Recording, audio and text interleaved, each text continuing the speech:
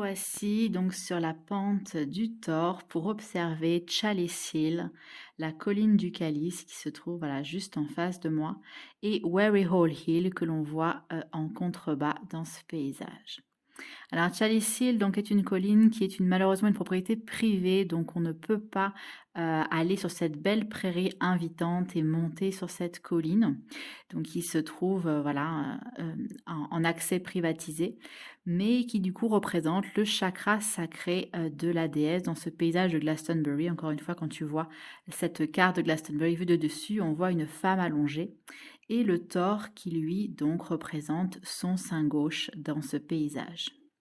Alors Chalice Hill, la colline du Calice, a cette particularité, donc en plus d'être le chakra sacré de la déesse, d'avoir en dessous d'elle l'eau de la source rouge qui s'écoule et qui va descendre en contrebas dans le puits du Calice, le jardin.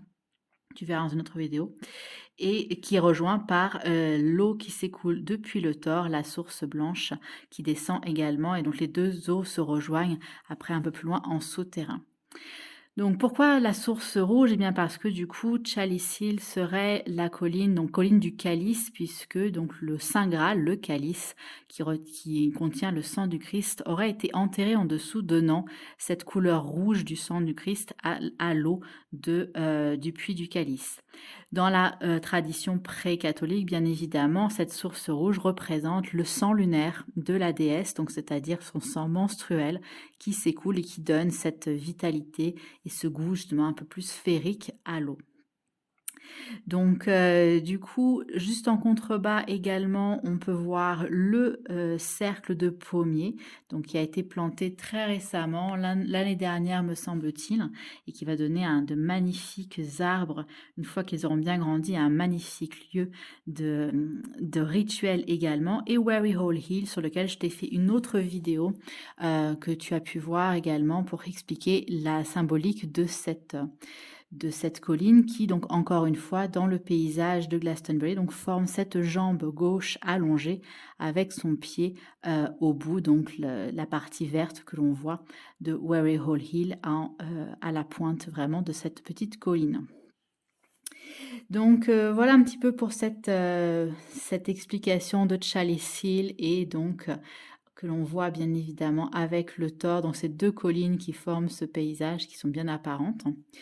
Et sur lequel donc là, du coup, je me trouve sur le toit, comme je te disais, je pense être sur le deuxième niveau, le premier étant, là en contrebas. Donc c'est pas toujours évident de savoir dans quel niveau nous sommes puisque les chemins ne sont pas très, très visibles par moments, recouverts d'orties, hein, bien sûr, dans ce paysage. C'est vraiment magnifique. Vraiment une plante très, vitalisante que j'aime beaucoup.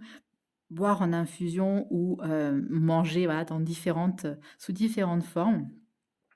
Et donc voilà cette journée un peu plus grise aujourd'hui, mais qui invite voilà un petit temps justement de se poser, un petit temps de méditation, dans ce paysage absolument, puissant et énergétique de, Glastonbury à vallon.